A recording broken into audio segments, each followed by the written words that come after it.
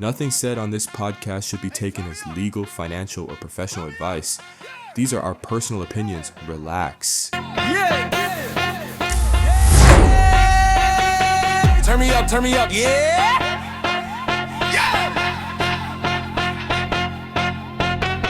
Lace Winnie in the building, keep it real dope. Royce on the mic, talk spicy, no choke. Politics, petty pop, culture heat.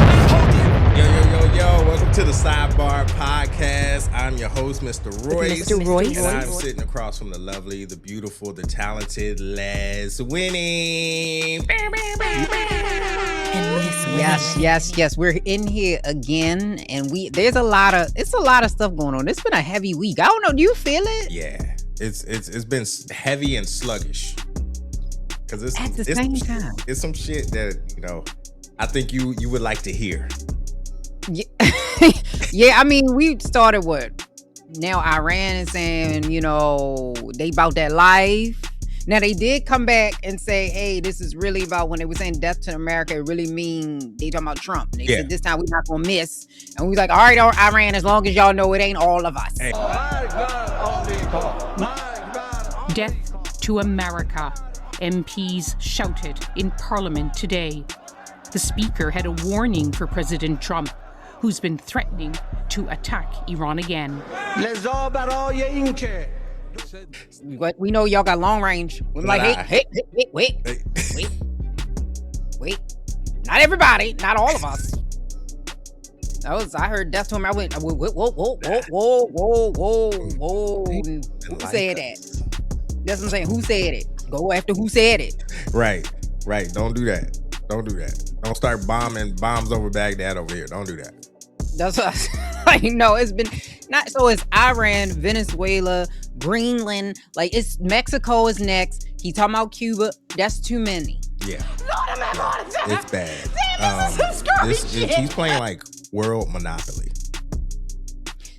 He is in the worst way possible. Yeah, not in a good way. He's not good at it. He's not very good at it. And that concerns me greatly with the way that things are starting to get out of hand.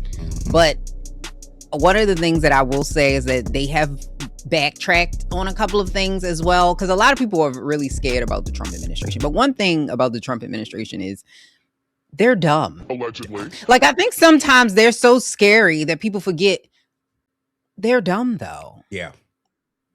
So then they start doing stuff and then they go, wait a minute, you know what? On the other hand, yes, maybe let's not do that. I'm like, how do you start something and then at the last minute you go, you know what? Maybe we're not going to do that. Yeah. Maybe we won't do that. All that pump faking. Yeah, all that pump faking is nothing. It kind of reminds me of Again, Scary Movie 2, when she saw the monster, she was like, had her back against the wall, and then the monster was chasing a white girl, and there was a skeleton. And she was like, oh my God, help me. And she was like, God dang, it's always a white bitch, always screaming for help. She turned the corner. She was like, you scared of this? It's a bag of bones. Like, and that's the Trump administration. Like, it's a bag of bones. That is the best. I couldn't explain it any better than that. You are absolutely correct. That's what they are. They're that bag of bones or the Hana teriyaki or whatever the name was. And they are that type of scary. Because if they were competent, we should be terrified. Yeah, they would have been took the guns. They would have been, fucked us all over and made us a cashless society and did a whole bunch of shit. But they're just incompetent. They're so much incompetent that I wanted to bring this to you. I saw an article, well, not an article, it was something on Facebook that said Trump renounced the 1960s civil rights movement and said it's discriminatory against white males. And I wanted to know, how did you feel about that? Because I know how I felt about it. I laughed. Because I thought, I was just like, he's not fucking serious, but he was. So again, it made me very, very angry at the people who voted for him. Because it's not like he has not been saying this literally for years. So he absolutely, positively believes that. He believes that accountability is taking rights away from white people, as opposed to realizing, no, did you not realize nobody in your neighborhood was not white? Like, that never dawned on you. Know how much privilege you gotta have when you didn't look around. You know what? They all know. There are no Negroes around here. Then I wonder. I don't work with any Negroes. I don't know any Negro. Like, none. None. And that doesn't. But when you turn on the TV, your favorite team is black. Your favorite everything, your cooks, the music, everything that you enjoy comes from us. From you even using the internet, from you even saying whatever the fuck you're saying and having a platform to say it on, it comes from us. We move the culture, period. We move the world. So it's just weird that they're trying to, I guess, reverse. They call it reverse discrimination, which I've never heard of in my life. You've never heard of reverse racism? I've heard of reverse racism, but I've also heard of Jesus Christ. I've never seen him. But it's just, I'm just saying, it's a lot of stuff that I've heard of that just, it doesn't mean it's real or it exists. I mean, you're right. You're right. There's a lot of stuff that is going on that doesn't make any sense because, like I said, I've never seen reverse racism either. It does not exist. Because I was like, how is it that y'all are being discriminated against when y'all own pretty much everything? Most of the representatives are white men. Yes. Most of the Fortune 500 CEOs are white men. Yes. Most of the richest people in the world, especially in the US, let's not do the world. Let's do the US. Most of the richest people in the US are white men. How are y'all losing? Like, who are you losing again? Like, I'm trying to figure out who winning. If y'all are losing, who is winning? I don't know. It ain't us. I saw it ain't. No, it damn sure ain't us. We still out here just trying to eat. Right. We up here trying it ain't us. Yeah, we trying to make a table. That's our focus. We need to make the table. Hey, it's not us. I had to put some chapstick on. I felt like my lips was dry, and I feel like I already failed my New Year's resolution last week. But it's fine. I noticed it as we went, and you gotta make a change. You doing it. You do it. Where I'm you proud can. of you. I'm proud of you. You. It's one step at a time. And you know who else is making one step? I told you John Harbaugh was going to the Giants. You did. You called that. And if I had a round of applause, I would. Yeah, I told you. I knew it. Something just clicked. Like, he just fit better with the Giants. I feel like he feels probably that he has a better opportunity. Plus $100 million. That don't hurt. At all. That's not. Now, they did say it got a little testy because at the Ravens, John Harbaugh has like a very unique setup where he gets to go straight to the owner, which is not always the way it is. Because a lot of times you got to go through the general manager before you can get to the owner. That's not how it is with the Baltimore Ravens. So he actually can just have direct communication with the owner. So he has a lot of say-so in personnel, hires, and that's the Giants were like, oh, wait a minute. So they say it got a little testy because that's not how he typically operates. Now, they did change it so that he has more direct communication with the owner. We'll see how this goes because I honestly, as they got a nice new quarterback. Scatterboo is injured. I think he tore his ACL. Yes. So do I think that the Giants are going to do major things with John Harbaugh? No. In the future, maybe. I mean, a lot of people give him, I think, more credit than he deserves because he's blown so many double-digit leads in this league. It's not even funny. Like, you know how talented you have to be to blow that many double-digit leads and then put you on a losing team.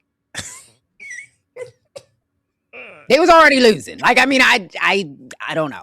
Yeah, it's tough. I mean, maybe that's like, because I equate that to like white women. White women have like white women magic, like where all they have to do is cry and then they get the world. So maybe that's the equivalent for him being a white male. Is that what they be talking about? Like white cisgendered male or something? Oh, okay. Yeah, that's the white privilege right there. Yeah, that. Yeah. You can do whatever the yeah. fuck you want, and everybody just be like, "Oh, it's John Harbaugh, bro." That, and I know my heart goes. I'm not gonna Elon you, but my heart goes out to you. That shit tickles me. Whenever I know it's not supposed to be funny, it's my brain. I have dark humor. But when I first seen that shit, I said, "Oh shit, this nigga's a Nazi." Just in case you forgot, he was like, just in case you didn't realize that's where we're at. He called for white solidarity. What is even that? It is white. So according to him, because he a little remedial. Yes. According to him, white solidarity means that the white race needs to stick together because in a few years, white people are going to be in the minority, and they believe that if the Negroes, or the Hispanic community becomes a majority, they are going to be very detrimental to the whites. Oh no. He believes that we are going to kill and be very mean to the whites. And he is afraid of that, I guess, karma. You're like, karma. Yeah. No. But that's what white solidarity. He's calling for white solidarity. They need to stick together.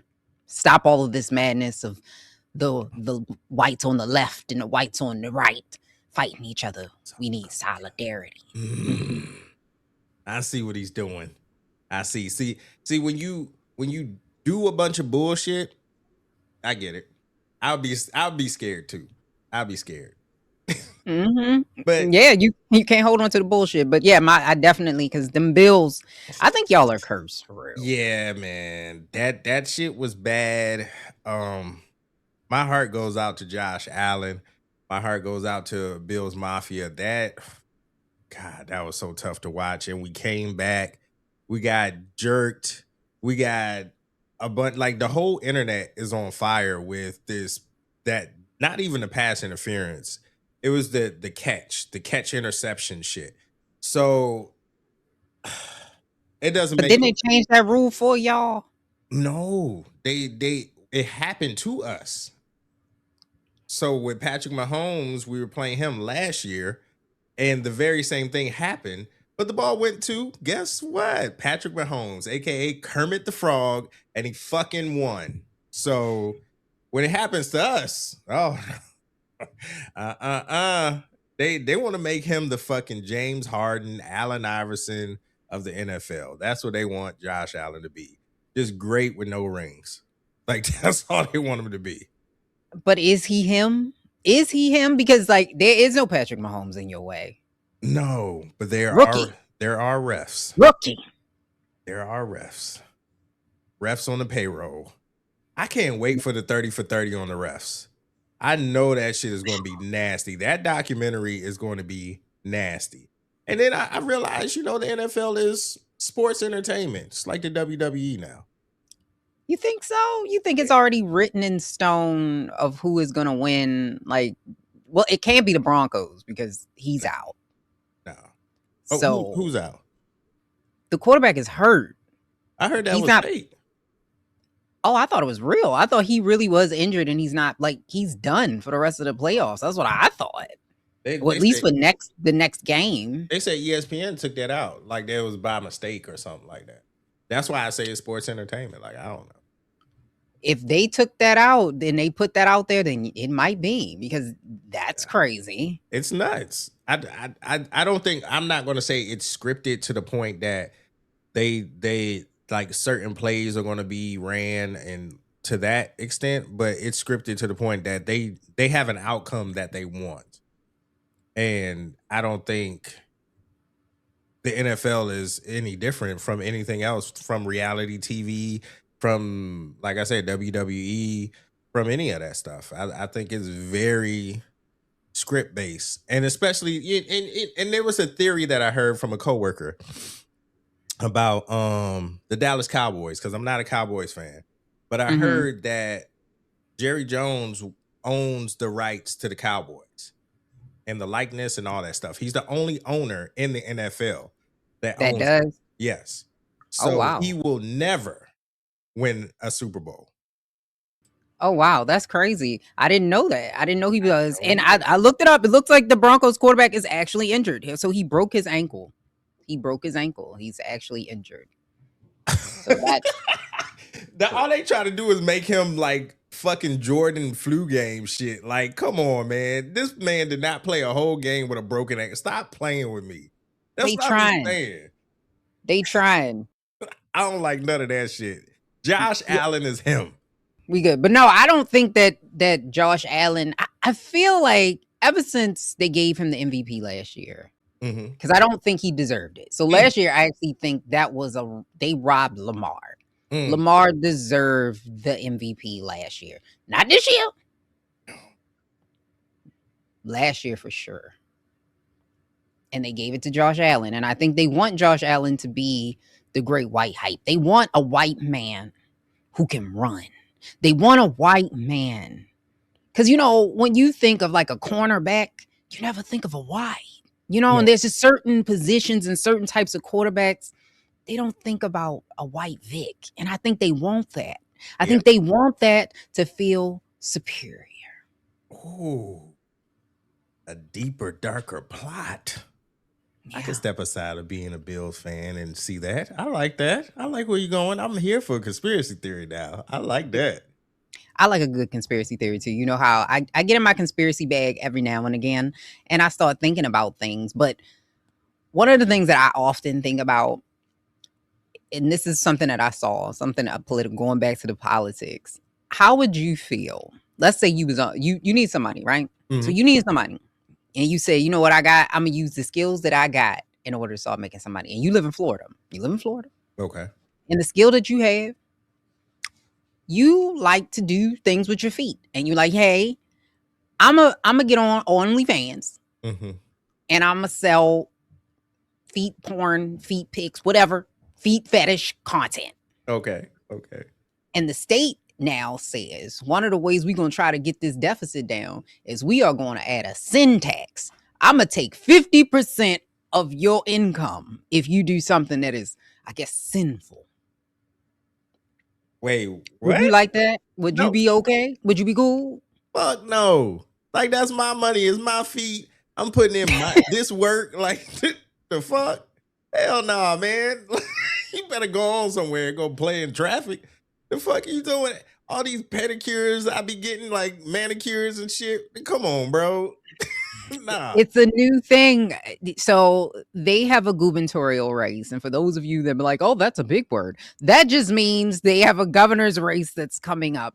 And one of the candidates who is running, he is proposing one of the ways in order to, one, help, cultural degeneracy, and to put a little bit of money, put a little money in the pockets of Floridians, is to tax OnlyFans creators. Because OnlyFans creators, what city do OnlyFans creators love?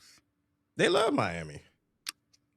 Miami is like the second home to porn. Like, seriously. Great weather. Yeah.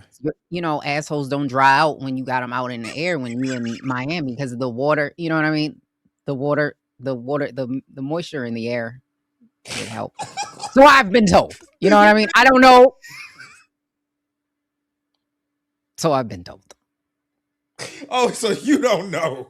I don't know personally, but so I've been told. What a winky dink. How convenient is that?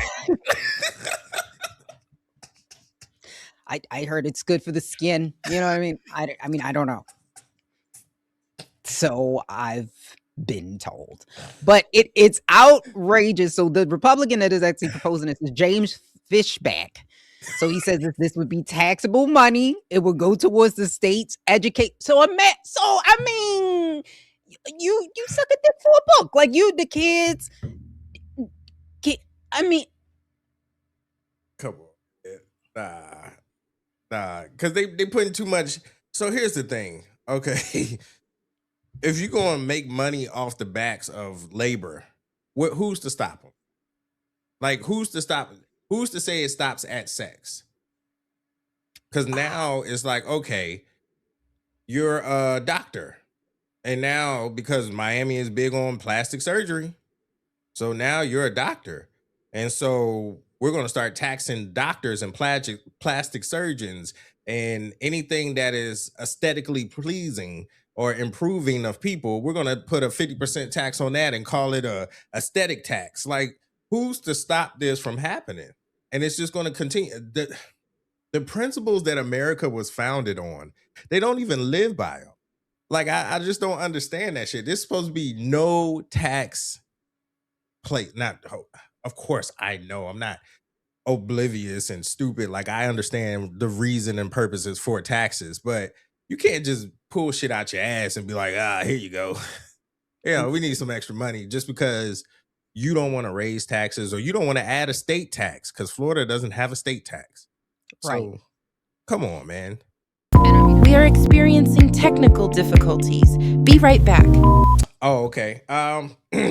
So I wanted to ask you specifically because I see a lot of Black people in general. We love to coin a phrase, and we coin a lot of phrases like demure and a bunch of other shit that I can't really think of right now. But one that really comes to mind, that really sticks out to me, is I love that for you. And I feel like I love that for you has reached this villain arc because it has now taken the place of if that was me, or if you love it, if you like it, I love it.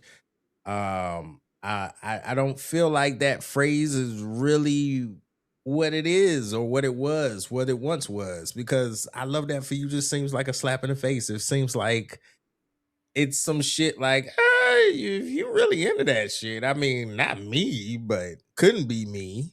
It just seems like some hater shit now. And I could be wrong and I could be off, but I just feel like if you are going to ask me, hey man, what's new? And then I tell you what's new, and then you just like, I love that for you. I'm just like, all right.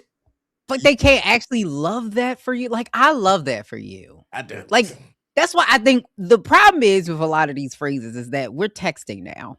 It is very hard to understand the context when you're texting somebody. That is true. Because if I say, you say, hey, you know what? I'm going to be on the Golden Globes. And I go, oh my God, I love that for you. Is a lot different than, oh, I love that for you.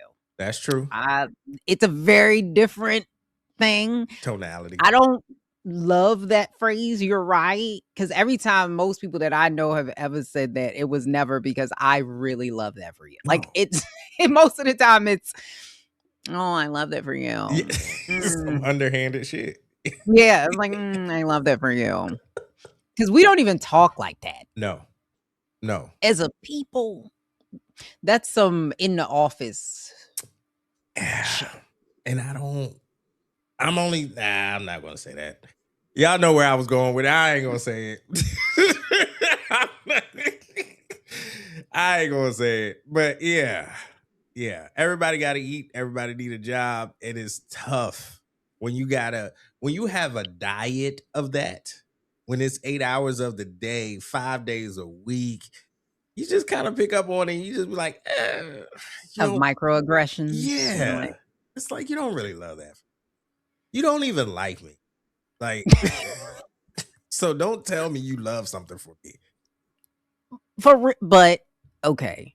Would you rather them just tell you the truth or just be like, oh, I'm not one of the last, but I'm one of the few who would take criticism.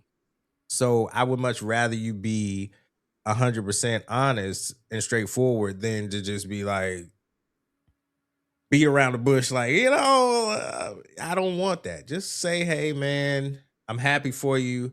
Glad that's going your way.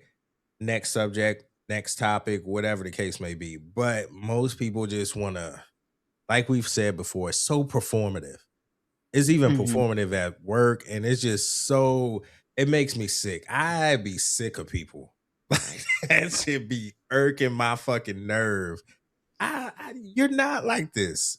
You're not like this at home. You're not like, name how many times you've said that phrase. Because it's not of you. It's not. I just side conversation. I'm terrible at hiding emotions. Like that's just not who I am. Like I'm the person who's like, God damn, I don't want to play poker with you because or maybe I do want to play poker with you because I know what type of hand you have. Like my face is, I'm always the person who's like, you got to fix your face.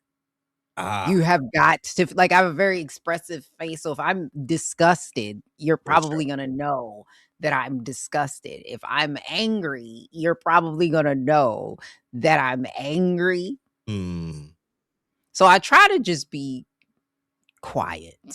So at work, quiet. Just quiet. And then if they say something, I'd look away. Because you know what I'm saying? Because I was like, if I look at you, you gonna know. Yeah. It's written all over your face. Right. You don't have to say a word.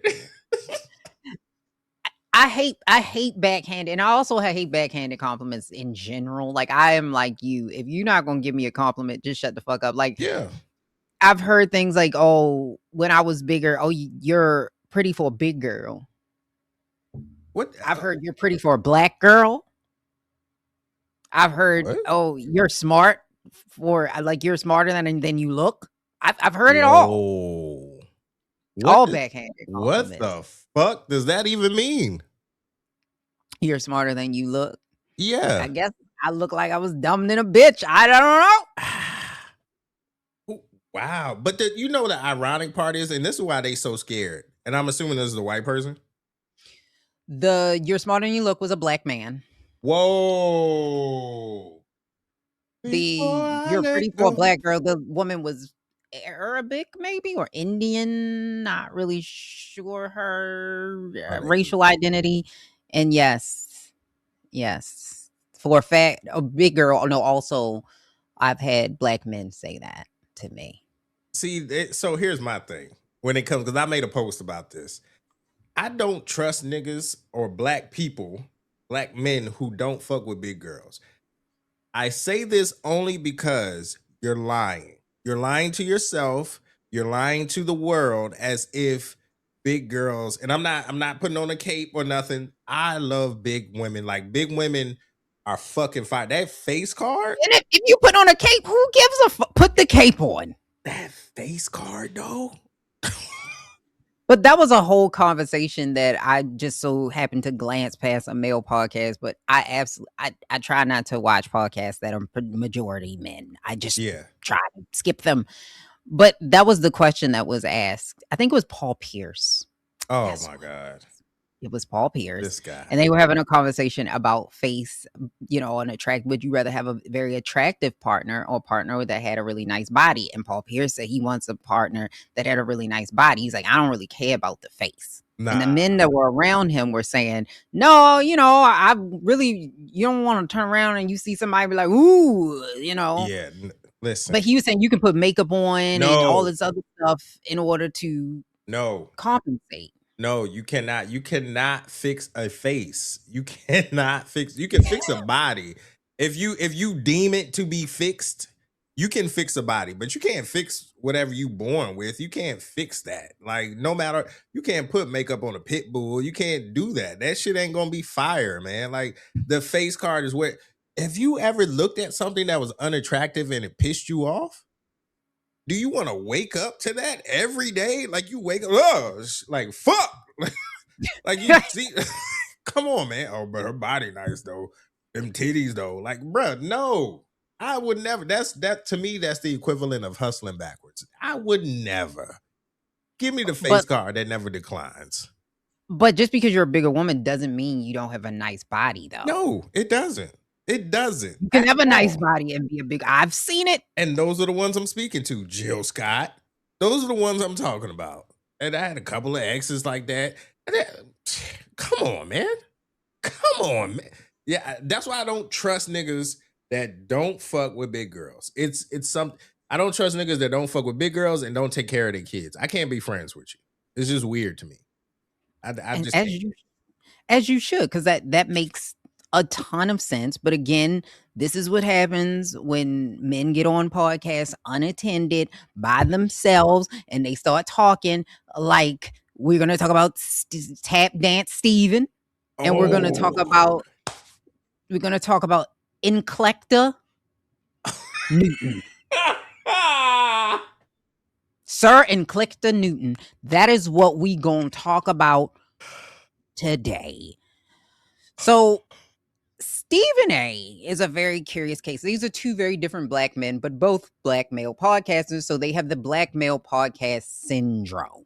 Okay. Mm-hmm. So that is B.M.S. They have B.M.S, which is, I think it should be studied. I think we need to put more money in it for sure.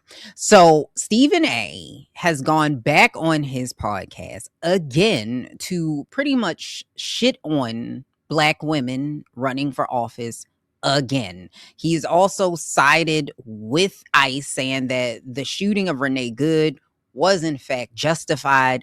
I don't know what is wrong with Stephen A. You cannot uplift HBCUs and then turn around and be so anti-black. ICE is profiling people based on race alone. And for you to say that the things that they're doing is justified is insane, especially when you see the video. I saw the video on numerous occasions. And seeing what transpired from a lawful perspective, as it pertains to a law enforcement official, don't expect him to be prosecuted. He was completely justified. Black people don't like me. I'm from Hollis, Queens, bro. I'm from the streets of New York City. I go to the streets of America everywhere. Crazy work that you would sit on your podcast platform and ruin your reputation just for a check. Because that's what this is. Like, he's out there doing that. I got a chance to meet Stephen A in December. And so I put in, because you would win a seat based on the question you were going to ask. So I put my question in and they picked me. So I got tickets. I went, because you get at least two. So I went to this event. I was in his audience. We got there late. I ain't gonna hold you. We got there late, but they let us in. So we got a chance to actually sit in the control room. So I was actually in there with his producers. Oh.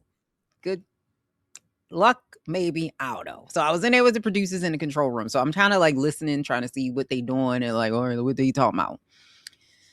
Jim Clyburn was late. So Stephen A was again on his tirade about capitalism and him running for president, which he has now even ramped up even more, that he may run for president in 2028.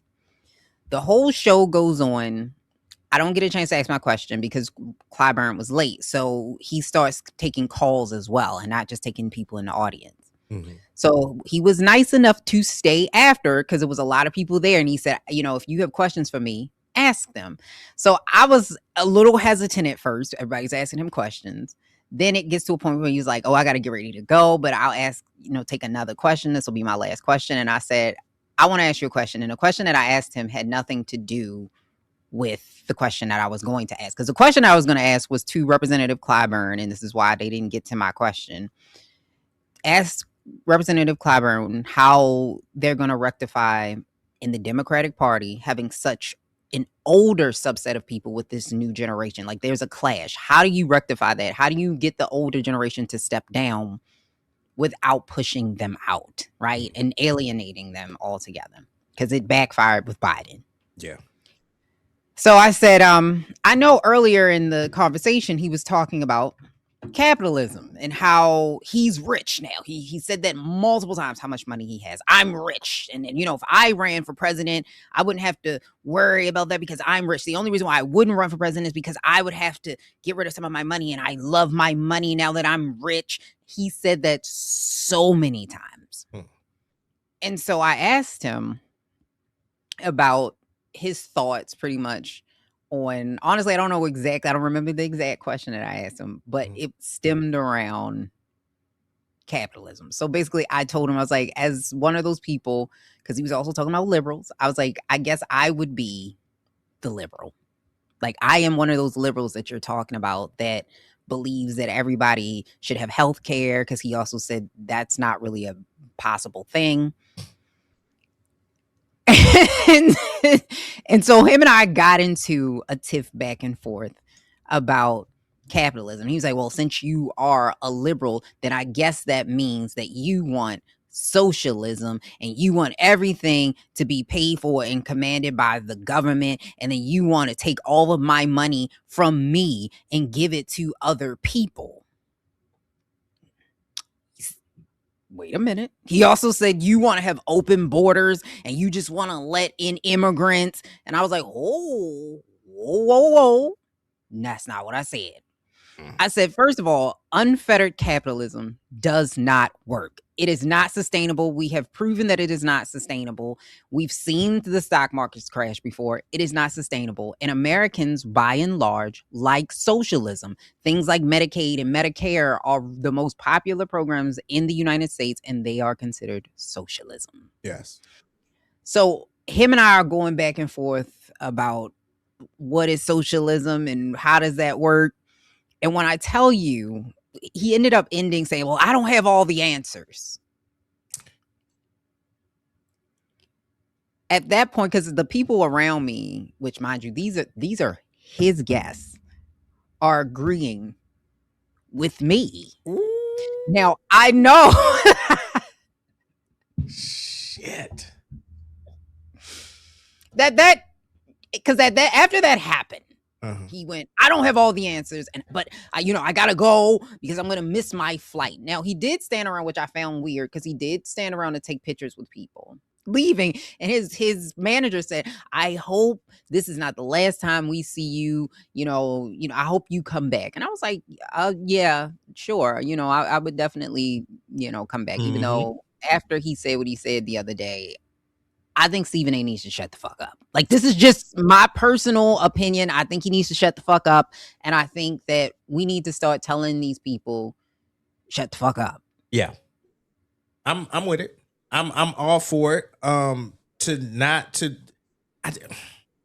so many things here. So on the surface, I'm afraid to be so successful that I become blatantly and oblivious and ignorant. And it's scary to be so detached from reality and to be so removed from what's actually happening. And I don't see how someone can live that way, but I get how someone can live that way because of capitalism, and they benefit and profit off of capitalism. And it doesn't surprise me. Because we've had that in slavery times. We've had the one black guy that wanted to be in the house and wanted to be with the white man. We sick, boss. Us is hungry. Us is poor. It ain't no us and we and the capital. Soon, look what they did to Shannon. Look what they did to Michael Jackson. Look what they did to Prince. Well, whether you agree with how they are as a person or individual, the more you try to be like them niggas, the more they remind you that you are a nigga, period. And I don't know what Stephen A's issue is, but he is a fucking asshole. There's no way that you can sit here and say Renee's killing was justified. There's no way you can sit here and say, I love my money when people are poor and hungry and homeless, and it's no way. And I know DC got homeless. They be out on the street. So it's no way you can drive by in your nice car and feel good about yourself. It's just no way. You got to have some kind of common decency within you now. But the craziest part about Stephen A is he's one of those bootstrap people. I came from nowhere. So if I did it, do it too. You can do it.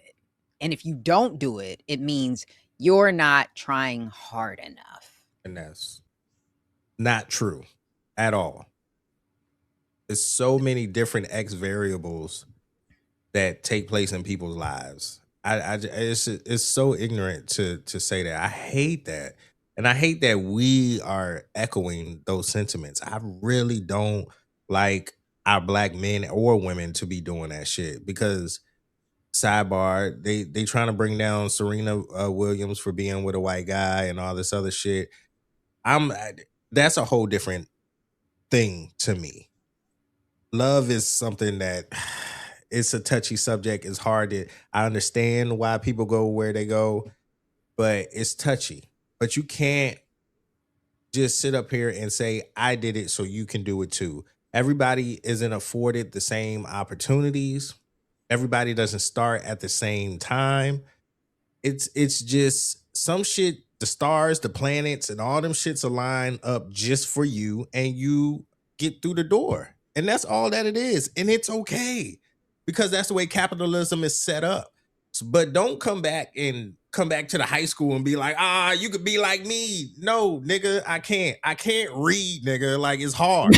Right. Like, I can't comprehend what I'm reading. So I can't be like you.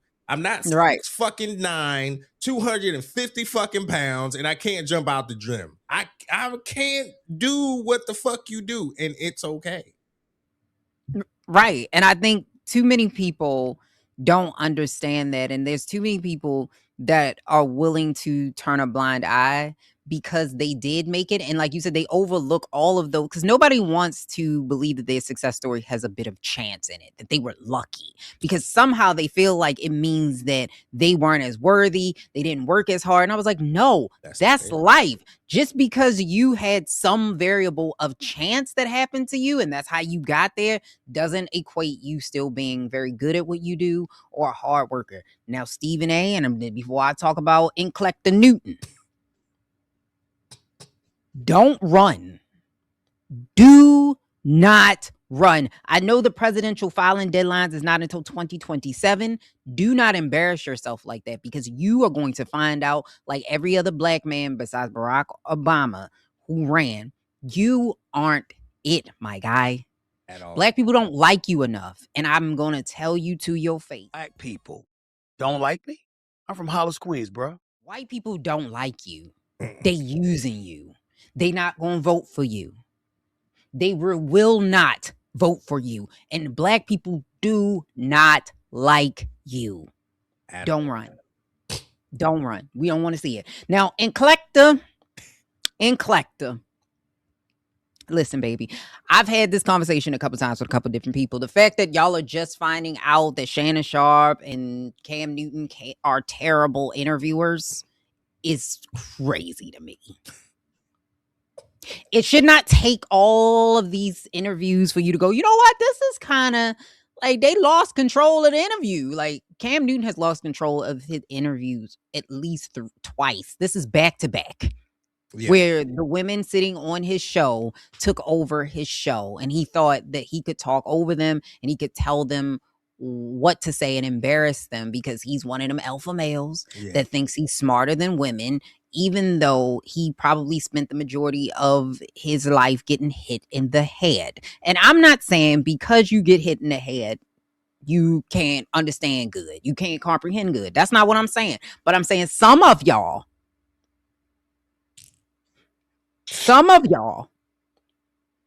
who maybe lead with the head and the tackle, you know what I mean? Yeah. Maybe can't comprehend and or spell or read. Allegedly. At all. Now, listen, Cam, you weren't 100% wrong when she asked you to give her a word, an adjective. Mm-hmm. You weren't wrong, right? Mm-hmm. But eclectic is not a word. You could have just said, I don't know what the word is. Man, no, that's not me. Well, how would you describe your style in one word? That's an adjective. Can I use a word that I've already used? Sure, of course. Eclectic.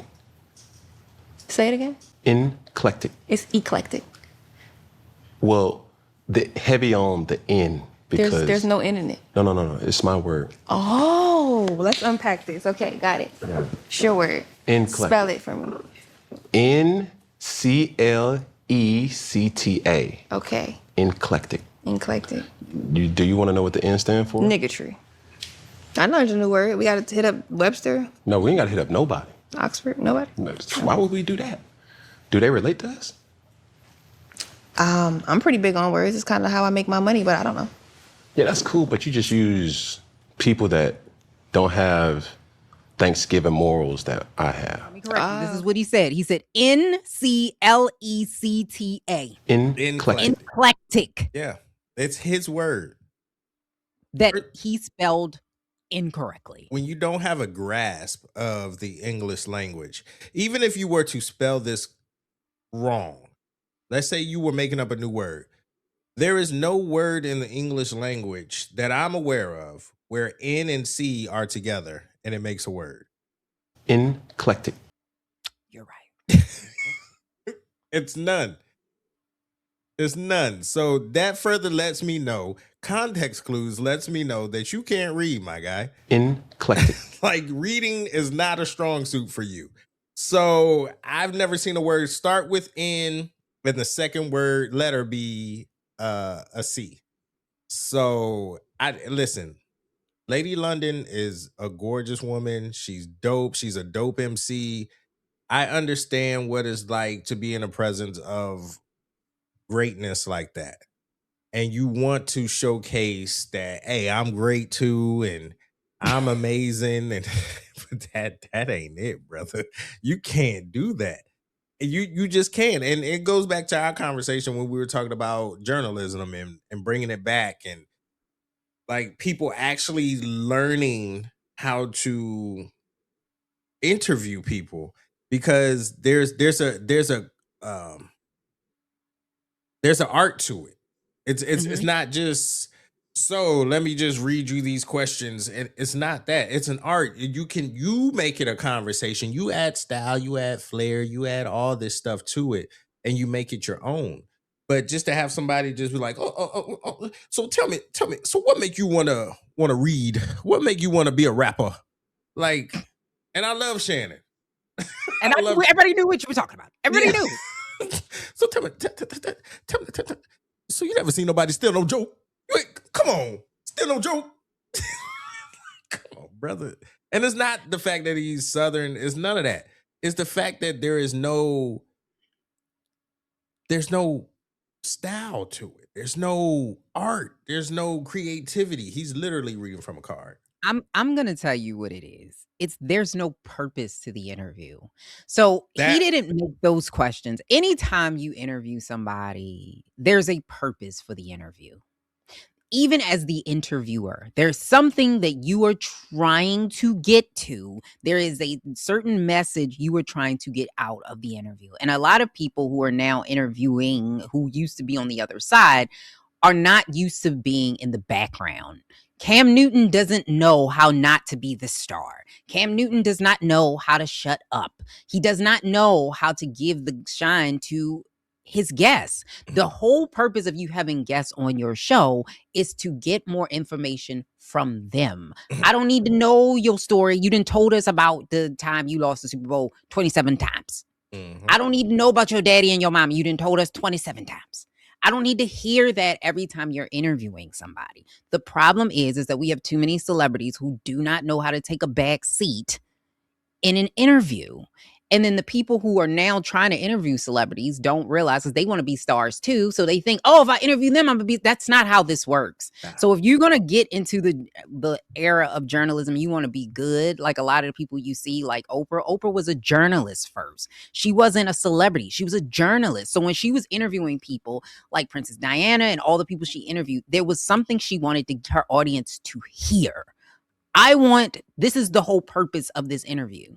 By the end of it, I want everybody to know more about your childhood.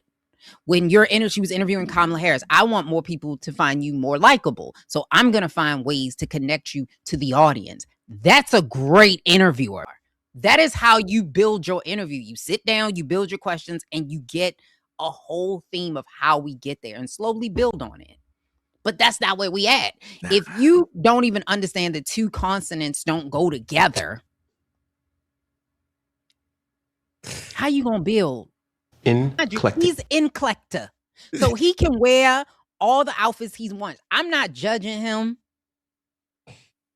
Being Nclecta is what he is. That sounds like all he wanted to know. All he was trying to let everybody know is that my style comes from different places, right? Like I get a little bit of this and a little bit of that, and that makes me unique. But when your goal is to try to embarrass a woman because you think she's attractive and you want to one up her, because all he had to do was say, you know what? Oh, you right. He could have played it off. That's it. That's it. She would And have then rocked with it. right. And these are the same men that follow Cam Newton. Is the same one saying, you know, because these females out here, these females. That ain't it. See, them niggas can't read. See, that's what y'all you not getting it. You getting advice or hearing stuff from dudes that can't read. Nclecta sounds like a drug with a bunch of side effects. It does. Somebody made this. It was a hilarious skit in Nclecta as a medicine, and it was like you will have the audacity, and it was hilarious. I have to find and I'll send it to you because it's absolutely hilarious. But yes, just like I know with your topic, we want to talk about mediocrity. You know, this is a lot of people clapping and applauding, and that's what this is. It's giving him because he has a platform. We don't have any great interviewers anymore. There are no more Oprah Winfrey's. No. Dan Rathers. Gail is the last one. Yeah. I laughed at R. Kelly. R. Kelly was funny. Robert. I thought that was funny. And it's not because it's not because I like R. Kelly or nothing like that. I just thought it was funny altogether. Again, my humor is dark. So I think shit like that is funny to me. I don't know how to hog tie people. That shit is funny to me. I fight for my life. Robert. Like a slave. But for me, though, mediocrity is something that is real today. It's because I had this conversation with with a couple of my coworkers, and I was asking them, when, and even my wife, when do you tell your kids that they suck at something? At what point do you tell them, hey man, I don't think basketball is for you, brother. I think you might want to just stick to the books. Or do you just keep pushing them to AAU practice? Do you just keep pushing them to try out for different things versus just supporting mediocrity? And I think that's what it is today. I think that's what's happening. Everybody got participation trophies. Everybody got perfect attendance certificates. Everybody got all of these accolades for just being regular, for existing, for doing something you're supposed to do. We have men and women who just always want to celebrate the fact that, I paid my bills and I get money. I saved this. I did that. You're supposed to. You are supposed to pay your bills on time. You're supposed to pay your rent, your mortgage, whatever the fuck else bills that you created. And it translates over to content creation. And I feel like today now, either you're one or two things. You're either a makeshift QVC person and you selling stuff online, or you're trying to do like us. And we're in the realm, but I think it's more of a passion thing that what we do is more, we really love it. And we have an idea of what, kind of what journalism is. I think a lot of these niggas really just get a fucking 2 mics or a mic and start and hit record and a couple lights in the background. And I'm going to tell you, I don't understand. This is a perfect example. I don't understand why there is a sector of the music world where they tell you, they react to music. I don't understand. You're telling me I can hear it. So why the fuck are you telling me what? And you pausing it. He went crazy. What? I heard it. Now I gotta sit here and watch you react to what the fuck is happening? I don't think it's the participation trophies that did it. I think it's the change in society as a whole. So here's what I mean. So starting in the early 2000s, they said that there was a decline in literacy, right? So Gen Z, and this is not a knock on Gen Z, birth to love y'all. But Gen Z will be the first generation in history that is less intelligent than the previous. And a lot of it came from the fact that we don't teach kids the same things anymore, because when technology advances and you don't still continue to feed the brain, you lose pieces of it. I don't know if a lot of people realize that if you don't use your brain, and that's why when you're younger, you have way more synapses firing off in your brain because you have a ton and you're using them and you're learning and you're walking and you first learning how to speak. And that's why you, in those first 5 years, that's when you really need to be teaching. Like if you want your kid to learn an instrument, start early. If you want them to learn a second language, start early. It's not that you can't, but it's a lot easier when you have all those synapses firing off in your brain. As you get older, you don't use the stuff as much, right? You're not as curious. So they die and you don't have them. So I think that's what's happening. We're not teaching our kids as much anymore. And so now you don't have the same level of creativity. And then they also grew up in a surveillance state. So now they don't want to be creative. In order to be creative, you have to be cringy. You got to fuck up. You got to be bad. You need to be ugly sometimes. And they don't have the space in order to do that. You can't have creative stuff going on when you afraid to look stupid and everybody wants to do the same thing that everybody else is doing, because what if I put it out there and I suck? Now, as far as the gatekeepers, I think gatekeepers were good and bad. Because when you look back at television and the things that we had, and even the music artists we had, the gatekeepers picked them, but it wasn't always based on the right reasons. Yeah. Right. So they would pick people based on what they thought, in a lot of cases, what white America wanted. And then black people just had to kind of like fill in the gaps. But now that we as the community can pick our own people by social media, like if we see somebody put a SoundCloud out there, we can support that artist. The issue is that with the gatekeepers, you needed talent. Yeah. Now you don't. Like all you have to do is like, because Whitney Houston had talent. Yes. And even with as much talent as she had, I don't know. I mean, I don't know, because Whitney Houston was entertaining as fuck. So I maybe she could have probably got on social media. She would have killed it. Yeah. Like maybe she not maybe she not the best example of this. But you get what I'm saying. So there's a lot of people like maybe like a Mariah Carey who doesn't, even though she's also very entertaining, but she seems to be a little bit more standoffish. May not have been Mariah had she had to come out in this new era. So I think that's what it is. Yeah, I agree with you. I agree with you on that, because the gatekeepers, they were good and bad. But also, I think also with the death of the gatekeeper or opening up the floodgates to everybody, I think it's like sensory overload now. Now we just got a whole bunch of people that can do something very well. And now I got like 20 of them over here that can do the one thing very well. And then I got 20,000 people over here who think they can do the thing over here very well. But my algorithm is giving me the 20,000 people versus the 20 people that can actually do the one thing very well. So it's fucked up, because you got to battle the algorithm versus actual talent versus actual gatekeepers. And I think that's why, in my opinion, that the death of the megastars, it's done. Oh yeah. It's a wrap.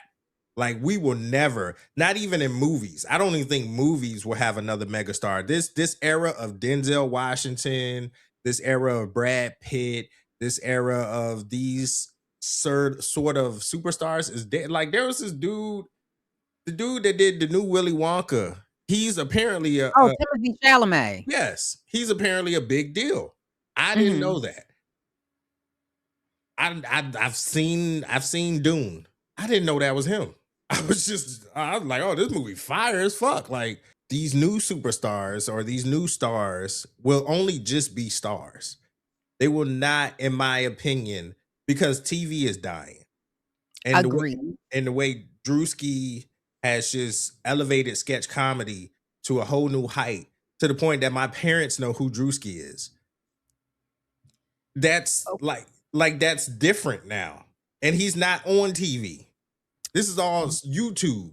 So he's a different type of star, superstar. Agreed. And I think that they still should be different because I know a lot of times we want to merge them into one thing. Yes. I couldn't agree with you more. I don't think that there will be, especially when you look at the music industry, like the lifespan of a music artist now is like 5 years. Yeah. 5 years max. Like in the music, it's temporary. Yes. So as much as Cardi is really entertaining, she's one of the ones that use social media to her advantage. And this is why we kind of like know her so well. It has its good and its bads. I'm sure Cardi B agrees with that as well. But on the flip side of that, when you look at her older music, are we still listening to Bodak Yellow? Would you go back and say, you know what, dig in the crates and play me some Bodak Yellow? Like the music is temporary. Yeah. There's not a lot of songs that people will go back after you've listened to them and play them again. A lot of the kids don't listen to the full song any fucking way. Like whatever the TikTok dance is, they know the hook. And that's it. It's like, I only know the hook.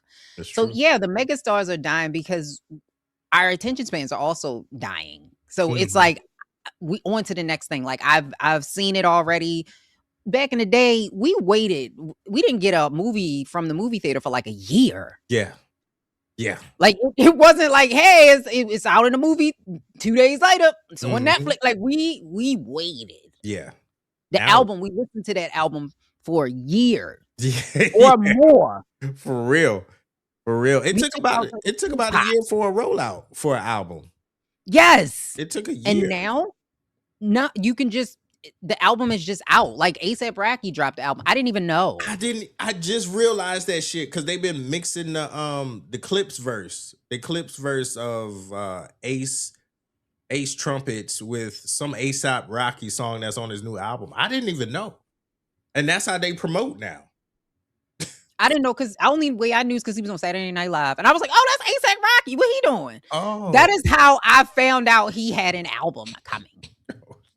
I was like, what is Beyonce, like not Beyonce, look, what is Rihanna Baby Daddy doing on Saturday Night Live?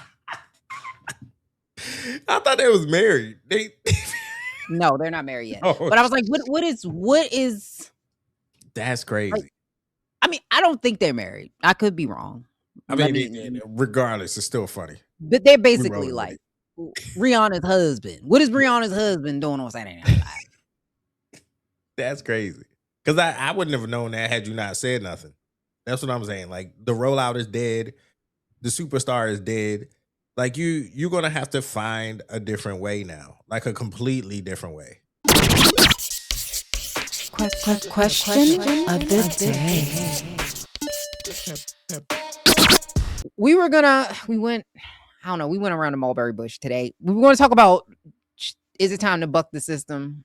But I don't think we really have the time to do that because we're out there protesting. We talked about ICE in the beginning of the show and how ICE in Minneapolis right now is crazy. Yeah. Another person got shot. They have deployed tear gas on literal children, like in the person's car. A 6-month-old baby had to be rushed to the hospital because they put tear gas in the car. And these are Black Americans. We're not talking about Black Americans that was just trying to get home. Yeah. Like it's starting to get to the point where it's crazy. We're seeing people who are January 6th are out there trying to do pro ICE rallies and they fucked him up. They fucked him up to the point where two young Black men had to save this motherfucker. Damn. To get him out of there because they fucked him up. Mind you, because all the shit was going on, Tim Walz has now deployed or activated the National Guard. I don't know if now Trump will now federalize the National Guard and then turn the National Guard against the people. Who the fuck knows? Right? So my thing was, is it time to buck the system? Meaning we need to do something else in history. And I am not advocating for violence in any way, shape, or form. I'm going to say that again. I am not advocating for violence in any way, shape, or form. However, there has never been a time in history where we got change that did not have tension and or violence. Mm-hmm. It has never happened. If you think of anything in history, even with the civil rights movement, it wasn't necessarily Dr. King. So shout out to him, his birthday passed. Yeah. Dr. King, which we need to talk about Georgia because honestly, sidebar. Okay, hold on. Georgia. Why does Dr. Martin Luther King weekend turn into debauchery? What? Like, why is it that it's the freak in the club, he on the fly? Like, what's going on in Georgia? Why? It's like the episode of the Boondocks. If Martin Luther King came back. What are you niggas doing?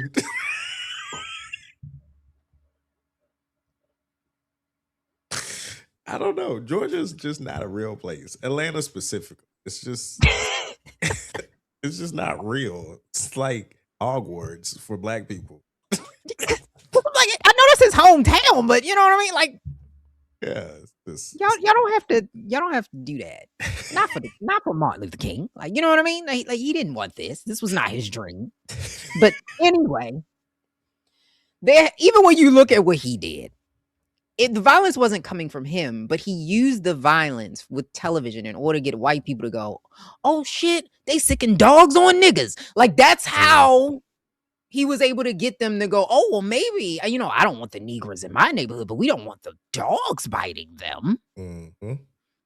So there was always a use of force or some type of something in order to push change. So my question was, when is it time to finally come together? Because we've not even come together to create a strategy. Like, who is the leader? Yeah. Who the leader of the fucking movement? Like, where they at? It don't have to be one, but where are the leaders in the fucking movement for change? Because we've been talking about change. The people on the left been talking about change for a long time. I ain't seen one goddamn leader. Like, I've not seen one. It's not one. I don't think one exists. I'm sorry to say, I don't know if it'll ever happen, because what system, every system that we try to buck, people want to be a part of it. Like, people want dibs. So it's kind of like tough. It's like niggas' uncles and shit be police and joining ICE and shit like that. So it's kind of tough to like buck a system that you're actually trying to assimilate. You're actually trying to be a part of.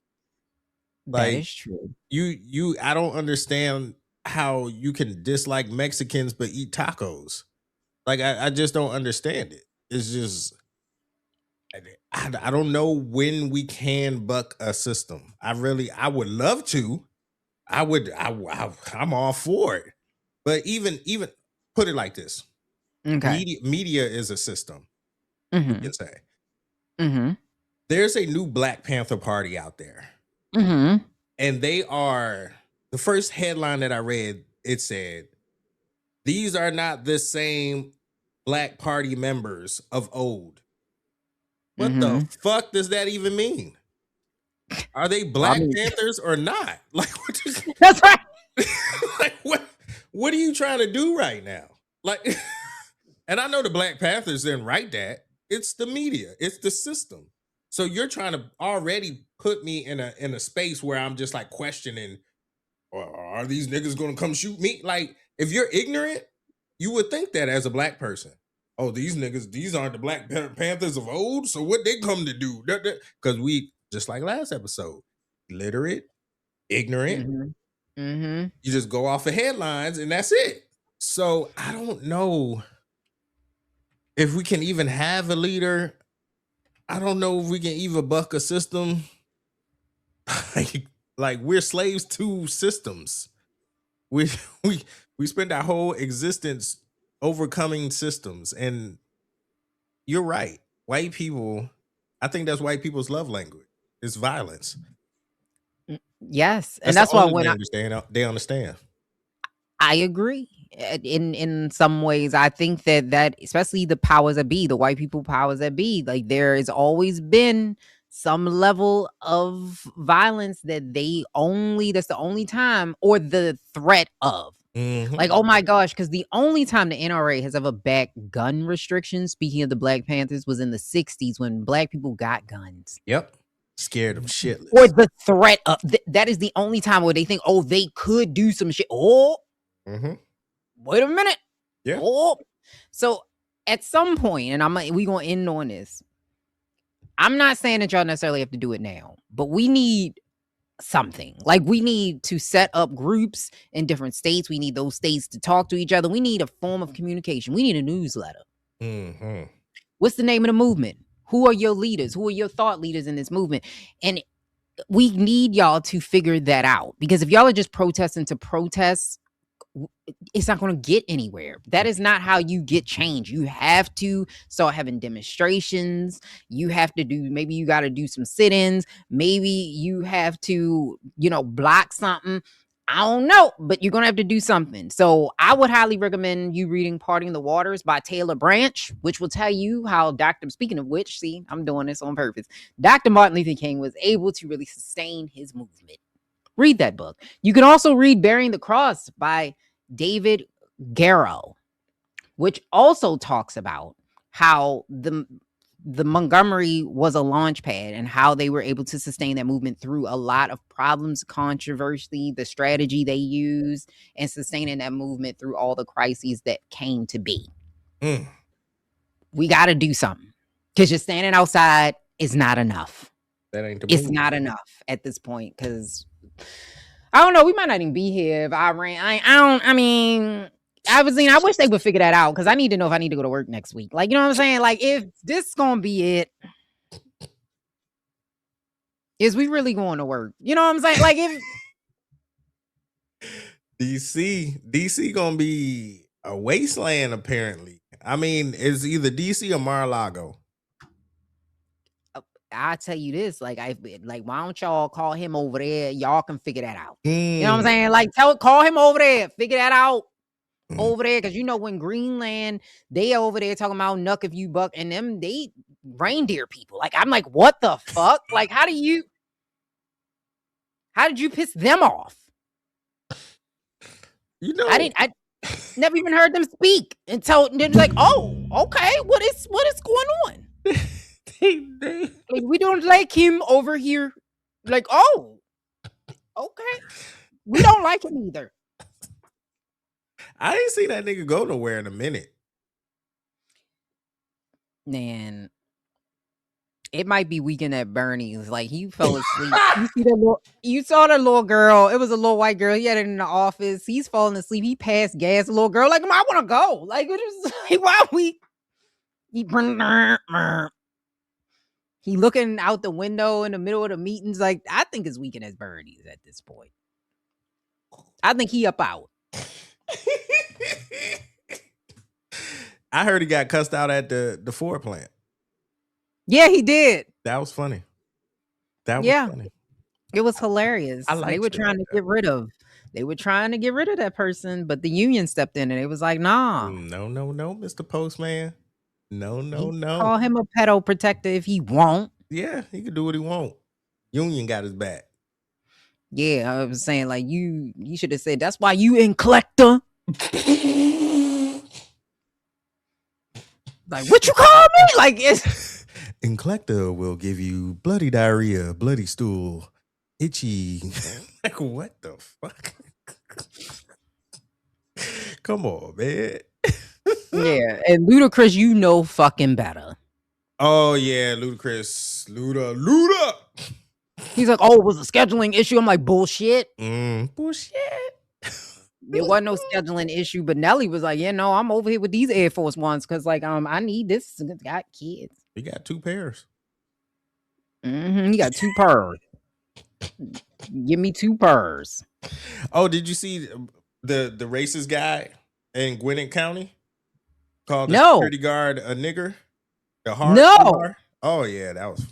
Woo. Yeah, that happened. He was leaving some institution, some government building. They told him to leave. He was standing outside, made a whole scene, called him the hard ER, and woo, yeah, it's getting there. So yeah. Slowly but surely, we have moved back to the 1960s. And on that's why we need another Dr. King. Who gonna be it? Yeah. I don't know. Maybe not Dr. King. Because I'm like, y'all might be looking at the end and be like, you know what? Yeah, I don't want to do that. But we need leaders. Yeah. We need charismatic leaders. Like, die. Wait. Ain't nobody said nothing about dying. Hold on. Like, wait. Hold up. So y'all sure y'all gonna put my name on the street? And unfortunately, the worst street in the fucking state. In every state. In every state.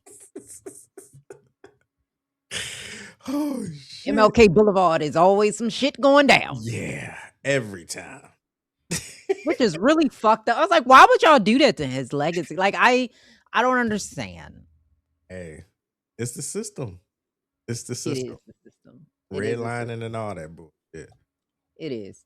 And on that, this has been another episode of the Sidebar Podcast with Miss Winnie and Mr. Royce. With Mr. Royce. But no, for real, we gonna need one of y'all to stand up. We gonna need a Malcolm. Yeah. A Martin, a Malcolm, a Fred. A Martin X. Yeah. A Uncle Phil, whatever. We need something. Allegedly. Not Uncle Phil. Will. Yeah, like Uncle Phil, and like J. Cole said, he really helped out a lot of people in the Ville. And it's for Uncle Phil. Like, he did a lot for us. And I don't know why J. Cole is beefing with Jay-Z, but we can talk about that next time. Yeah, because I got to listen to it. I didn't listen to it. I didn't listen to it either, but I know that they beefing. But, well, I guess what'll happen is this light skin on light skin crime. That's crazy. Somebody told me it's hard out here for light-skinned women. I don't believe that. I didn't think so. That's a lie. It is propaganda by the light skin machine to make you think that. What's the light-skinned machine? It's like Big Pharma. You know what I mean? Like, they go around and they put out propaganda that they don't have pretty privilege and okay, before we go, I don't like pretty eyes. I think pretty eyes need to go. I think that the term no, that era needs to go. Just because you have pretty eyes doesn't make you pretty or attractive. And I'm gonna buck you on that one. Talking about bucking the system, there is no such thing as pretty eyes. You mean light colored eyes or melanin deficient. What? So yeah, I guess I am meaning light eyes. You mean melanin deficient. I'm assuming, yeah. But I was. So is you have. So that's a part of the light skin machine. You know what I'm saying? Like, see, Big Pharma came to your town, then and they gave you out posters with that on there, and that's why you had said that. So light skin. No, I mean, so you have to be melanin deficient to have light eyes. No, but you not having dark eyes means that there is a lack of melanin in them. That's how we get our color. It's melanin. Even white people have melanin. They just don't have as much. Okay.